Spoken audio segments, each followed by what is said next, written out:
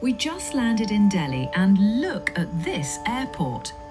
This giant wall in Terminal 3 is covered with shining copper discs and huge hands making mudras, ancient Indian gestures you might know from yoga.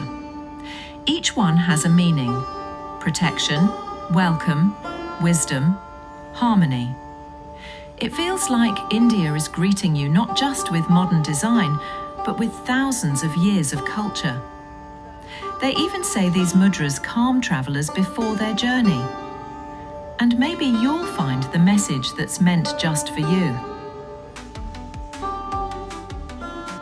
India is a land that feels like 1,000 worlds woven into one. The moment you arrive, you sense its contrasts. Ancient temples standing next to bustling modern cities. Peaceful meditation chants blending with the rhythm of endless traffic. The scent of incense mixing with street food spices. India is not just a place you visit. It's an experience that overwhelms your senses and captures your soul. From the snowy peaks of the Himalayas to the golden sands of Rajasthan. From the holy Ganges in Varanasi to the backwaters of Kerala. Every corner of India tells a story. It's a land of vibrant colours, timeless traditions, and warm hospitality.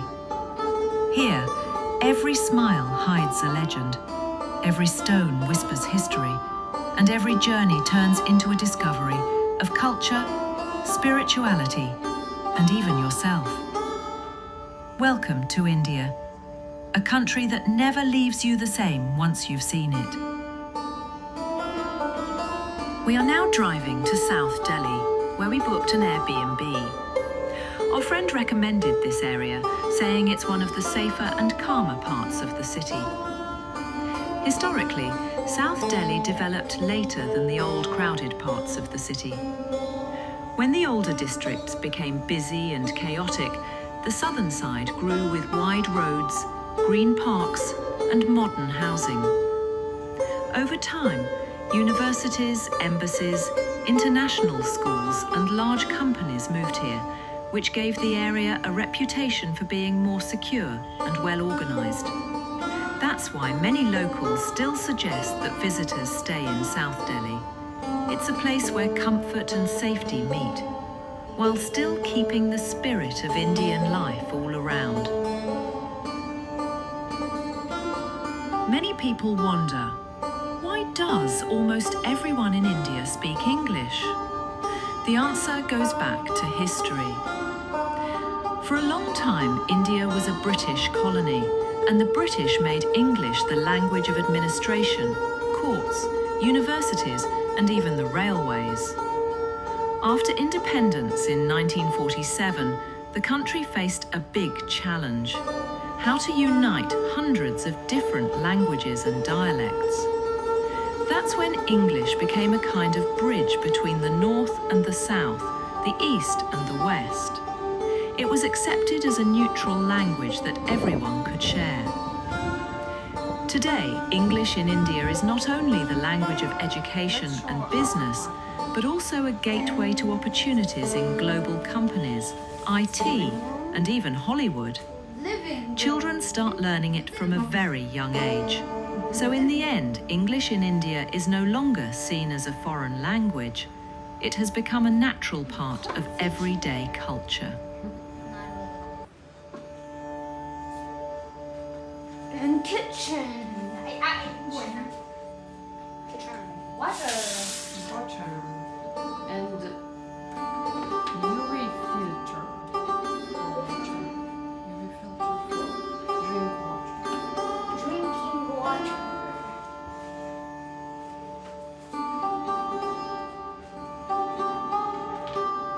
Bathroom. bathroom. Which leads to your room. My room is yellow.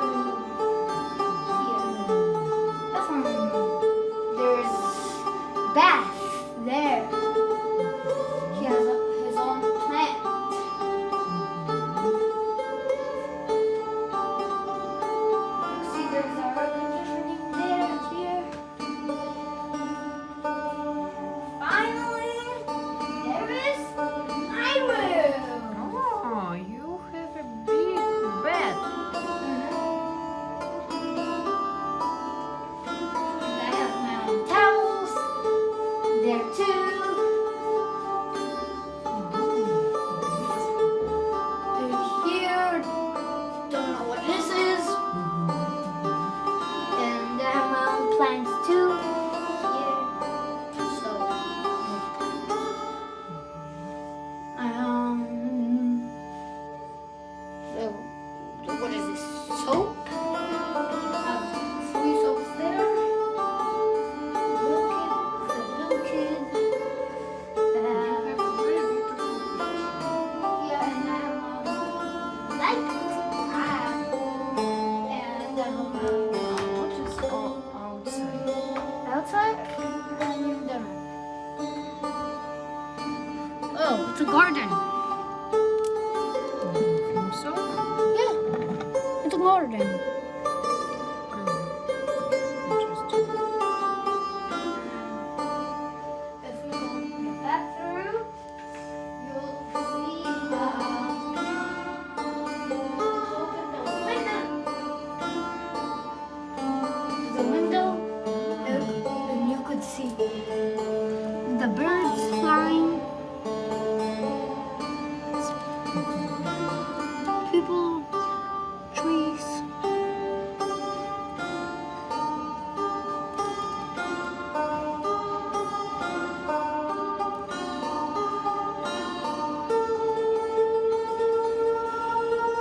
We are walking through the streets of South Delhi. This part of the city is seen as more modern and safe, which is why you find so many international brands here: Samsung, Starbucks, and more. Inside, everything feels clean and stylish, just like in Europe or America. But outside, the contrast is striking. Litter on the streets, dust, and stray dogs everywhere. This happens because India grows faster than its infrastructure can keep up. Modern malls and global stores rise quickly, but waste systems and street cleaning often lag behind. At the same time, habits formed over generations remain. Many people are used to throwing trash outside, and animals like dogs or cows are simply part of daily life. It's this mix of modern comfort and raw reality that makes India so unique and unforgettable.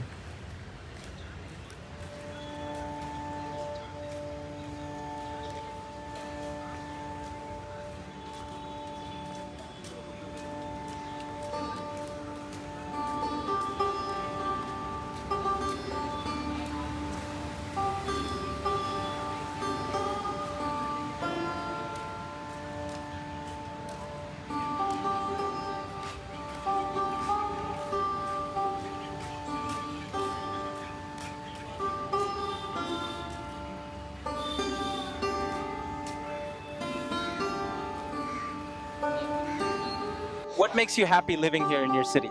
Oh, everything. The people, the culture, the food. It's a vibrant place.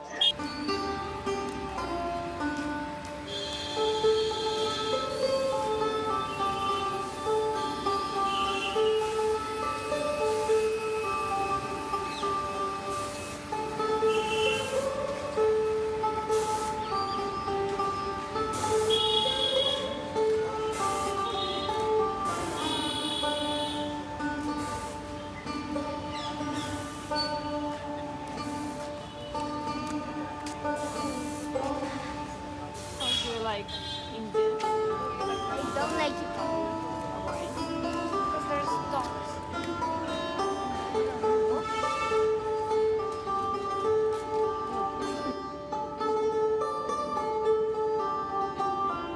In the old quarters of Indian cities, life feels like stepping back in time.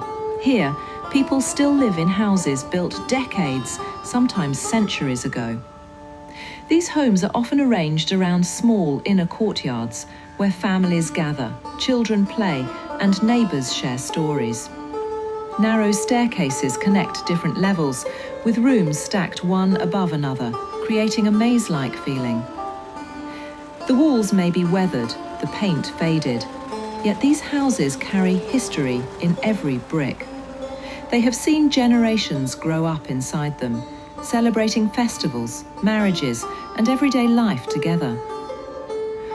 Walking through these neighbourhoods, you'll notice intricate balconies, carved wooden doors, and colourful fabrics hanging from windows to dry. What makes these quarters special is their sense of community. Life happens outside as much as inside.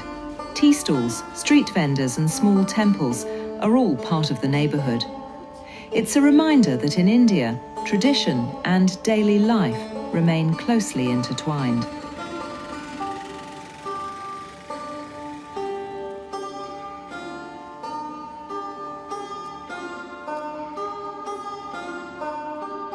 In South Delhi, you can spot these hanging nests. They belong to weaver birds.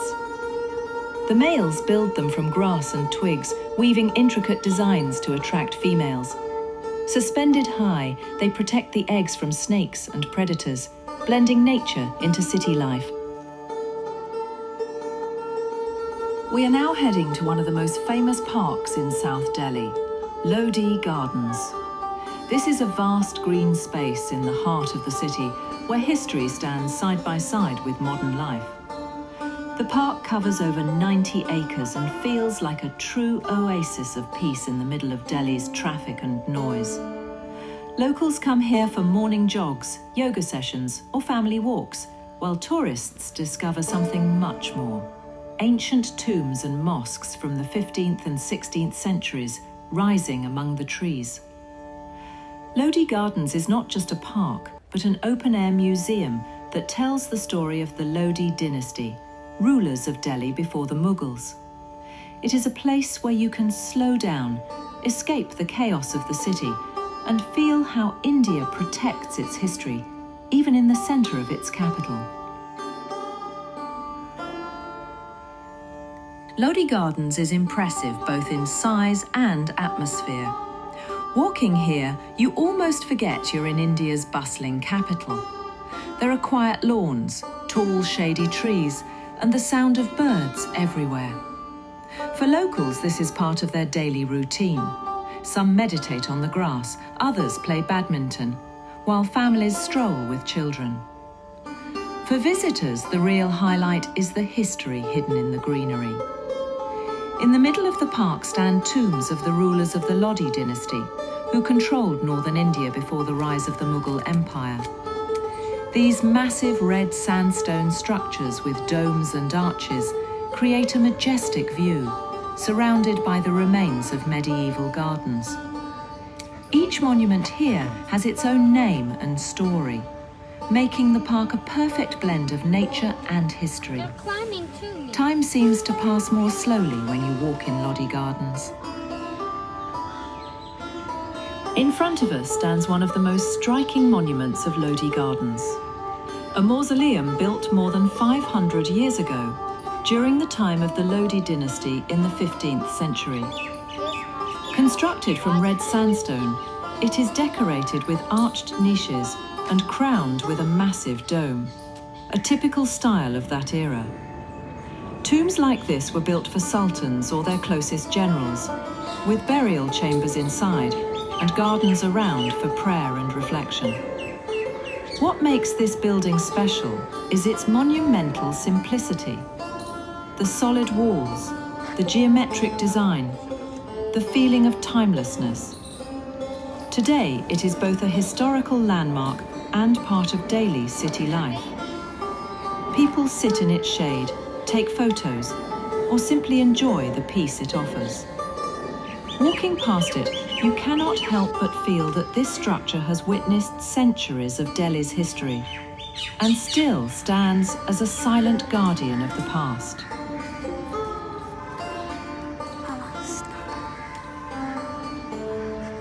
Lodi Gardens is not only a place of peace, but also a silent witness to power struggles from centuries ago.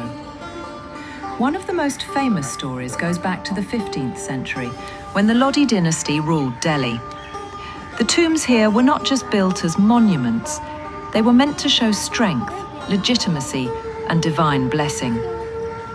It is said that Sultan Sikandar Lodi would walk through these gardens at night, believing that the spirits of his ancestors guided him. Local legends tell that some tombs were built on top of older structures, as if each new ruler tried to erase the memory of the one before him. Even today, people say the walls carry whispers of those old rivalries. For visitors, these ancient stones are more than ruins. They are chapters of Delhi's story, where ambition, faith, and legacy are carved into every arch and dome. Welcome to Delhi, India.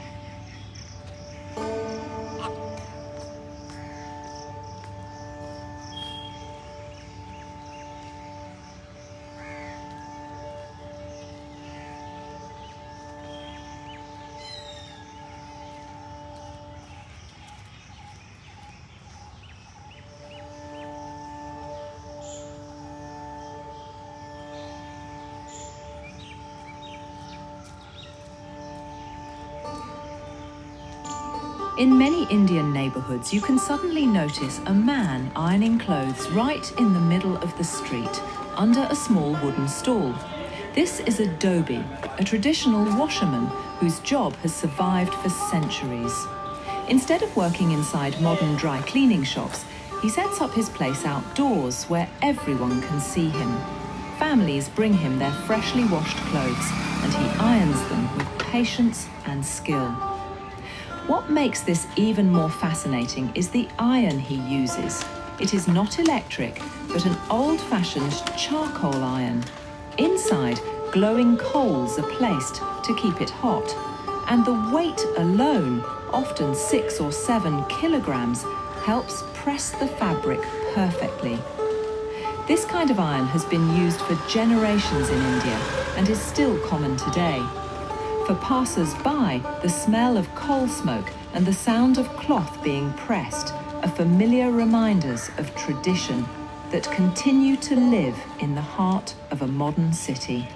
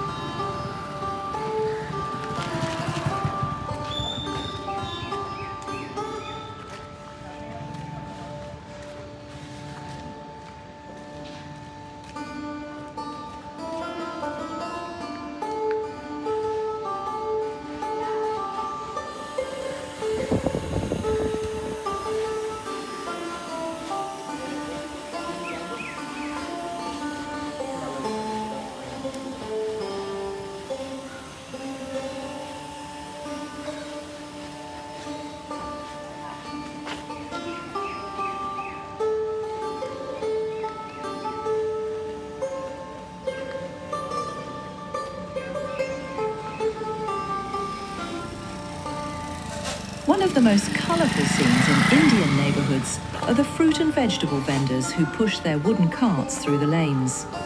In the mornings or evenings, their loud calls echo between the houses as they announce what they carry that day. Mangoes, guavas, tomatoes, or fresh greens. For many families, this is still the main way of shopping, preferred over supermarkets because the produce is fresh, seasonal, and often cheaper. Vendors usually visit the big wholesale markets at dawn, load their carts, and then spend hours walking the streets. Customers step out of their homes, children gather curiously, and bargaining becomes part of the experience. These sellers are not just merchants. They are woven into the rhythm of daily life. Even as malls and apps grow, the sound of a vendor's call and the sight of his wooden cart remain an authentic symbol of Indian street life.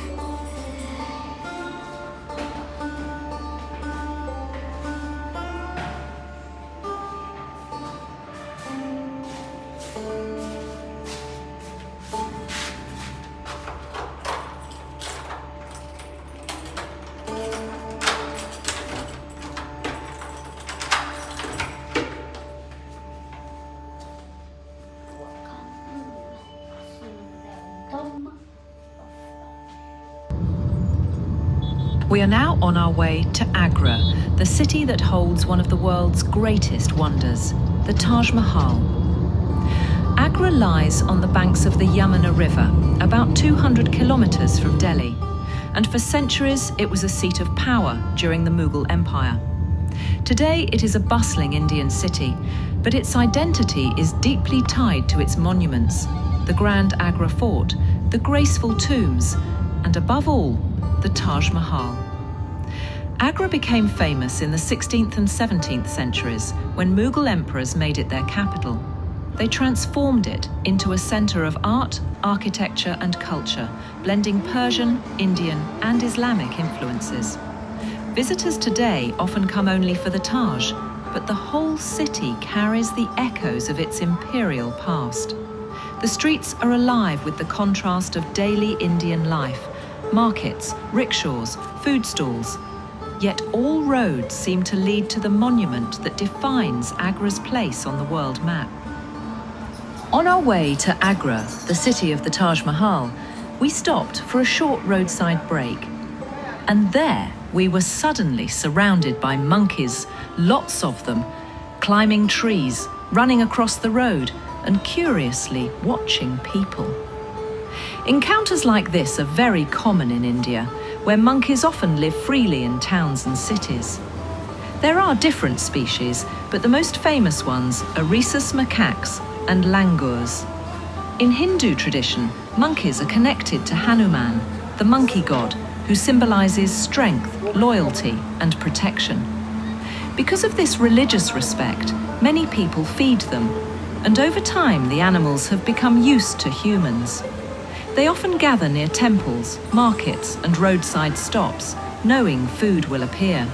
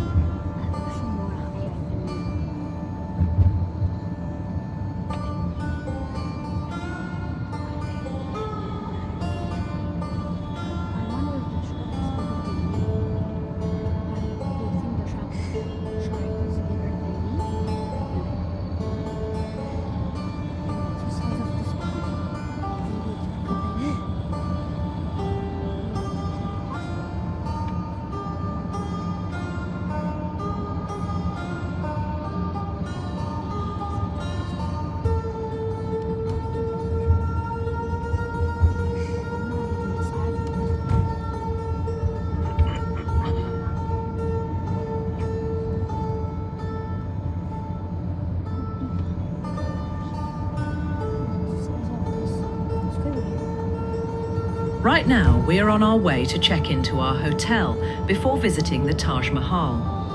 Tomorrow, at sunrise, we will go to see the monument itself. Waking up before dawn is the best way to feel its magic.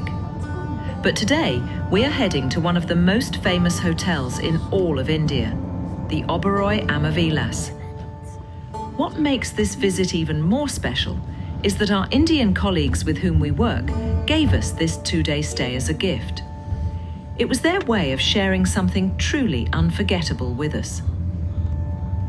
The Oberoi Amavilas is considered one of the most luxurious hotels in the country, and its most unique feature is that from every single room you can see the Taj Mahal.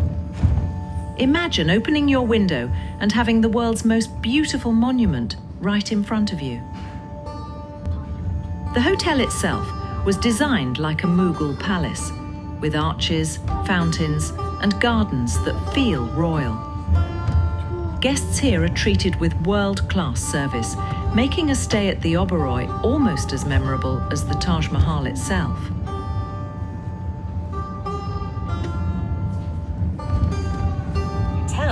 I will tell you much more in our next video.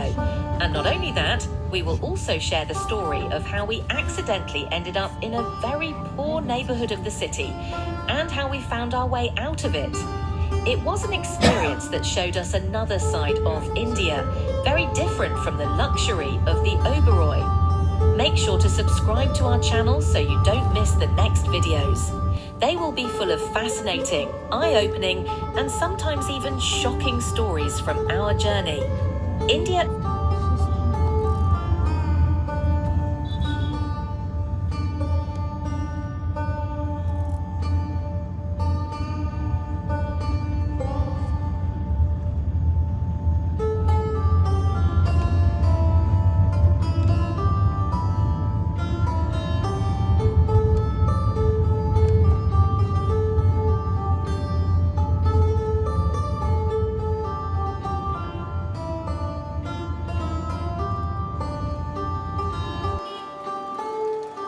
Subscribe to our channel. The journey ahead will be even more exciting.